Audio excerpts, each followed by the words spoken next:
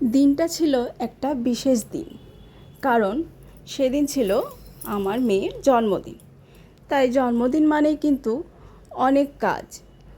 তাই সকাল সকাল উঠেই আমি ঘুম থেকে তারপর পুজো সেরে ফেলেছি।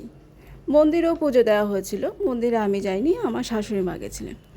তাড়াতাড়ি পুজো টুজো সেরে তারপর আমি রান্নাঘরে ঢুকে গেছি, কারণ অনেকগুলো সেদিনকে আইটেম ছিল রান্না করার, তাই সেগুলো করতেও কিন্তু অনেক টাইম লেগে যাবে। তাই তাড়াতাড়ি না আসলে সেগুলো কিন্তু সময় মতো শেষ করা যাবে না। অনেক কিছু রান্না ছিল, তাই আমার একার পক্ষে সেগুলো সম্ভব নয়। তাই বাড়িতে সবাই কিন্তু আমাকে সাহায্য করেছিল, কারণ কাটা মশলা বাটা সমস্ত কিছু জোগাড় করতে কিন্তু অনেকটা সময় লেগে যায়। তাই সেগুলো সবাই মিলে করে দিয়েছে, আর বাকি রান্নাটা আমি সেরে ফেলেছি। তাই খুব একটা অসুবিধা হয়নি। সেদিনকে অনেক কিছুই রান্না হয়েছিল, কারণ দুপুরে রাত্রে মিলে বেশ অনেক আইটেম ছিল। সমস্ত কিছুর ভিডিও এখানে নেই। এখানে চাটনি, পায়েস, চিংড়ি মাছ, পনির, চিকেন এইগুলোই ছিল। দেখো, মাছের মাথাটা কিন্তু অনেক বড় ছিল।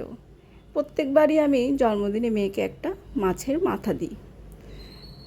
কোনো শুভ অনুষ্ঠানে মাথাটা কিন্তু দেওয়া ভালো, তাই আমি প্রত্যেক বছরই এটা দিই। সমস্ত কিছু রান্না করে তারপর গুছিয়ে কিন্তু মেয়েকে খেতে বসিয়ে দিয়েছি।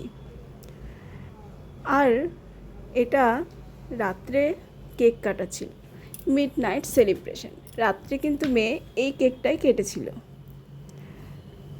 রাত্রে এই কেকটা কাটার পরে তার পরের দিনও কিন্তু একটা কেক কাটা হয়েছে সন্ধ্যের সময়। আজকের মতো এইটুকুই। পরের পর্ব দেখতে পরের পার্ট দেখুন। টাটা।